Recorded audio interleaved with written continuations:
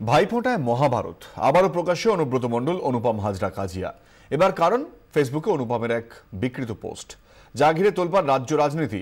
অনুপম পাগল, অশিক্ষিত পোস্ট প্রকাশ্যে আসতেই পাল্টা প্রতিক্রিয়া ক্ষুব্ধ অনুব্রত মণ্ডলের। এই ছবি যত গন্ডগোলের মূলে। এই ছবি ফের প্রকাশ্যে এনে দিল অনুপম অনুব্রত কাজিয়া। কোনো এমপি কে এটা করতে পারে? কোনো শিক্ষিত মানুষ এটা করতে পারে? অশিক্ষিত মানুষগুলো এটা করা সম্ভব হয়েছে। কি মনে হয় যে কি কেন করলেন উনি? কোনো পাগল।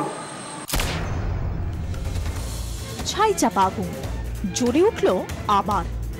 ভাইফোঁটায় বোলপুরের সাংসদ অনুপম হাজরার বিকৃত এই পোস্টেই বিতর্ক চরমে।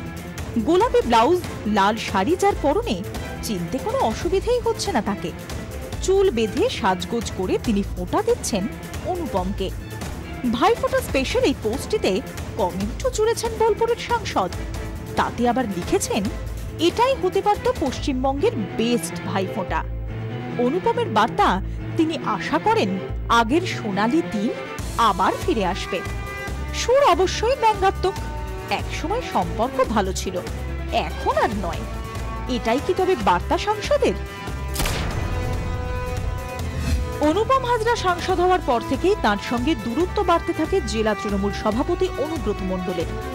অনুপমের অভিযোগ, অনুব্রতর নাক গলানোর জন্যই সাংসদ হিসেবে কোনো কাজই নিজের মতো করতে পারছেন না তিনি। অনুব্রত শিবিরেও পাল্টা অভিযোগ, জেলার কোনো মিটিং মিছিলেই থাকেন না বোলপুরের সাংসদ অনুপম হাজরা। এমনকি দলের প্রয়োজনে তাকে কখনোই পাওয়া যায় না। জেলা তৃণমূল সূত্রে খবর, অনুব্রত অনুপম এখন কার্যত সাপে নেউলে সম্পর্ক। বিশ্বভারতীতে অধ্যাপনা বিতর্কেও অনুপম হাজরার পাশে দাঁড়াননি অনুব্রত। বিতর্কে তিনি বরাবরই থাকেন। এবার ভাইফোঁটাতেও সেই ট্র্যাডিশনই বজায় রাখলেন অনুপম। ছবি পোস্ট করার কয়েক ঘন্টার মধ্যেই অবশ্য সাফাই দিয়ে আরেকটি লাইভ পোস্টও করেন তিনি।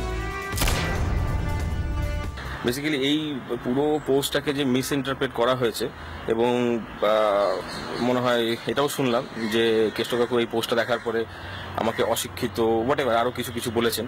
কোথাও একটা আমার মনে হচ্ছে যে আমার আর কেষ্ট কাকুর যে আগের যে সম্পর্ক ছিল, যে একটা আন্তরিক কাকা ভাইপো রিলেশন ছিল, আশা করি সেই দিনটা ফিরে আসবে। বিতর্কিত সাংসদকে নিয়ে আগেও বহুবার অস্বস্তিতে পড়তে হয়েছে দলকে।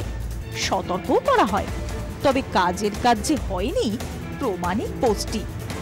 ব্যুরো রিপোর্ট, 24 ঘন্টা।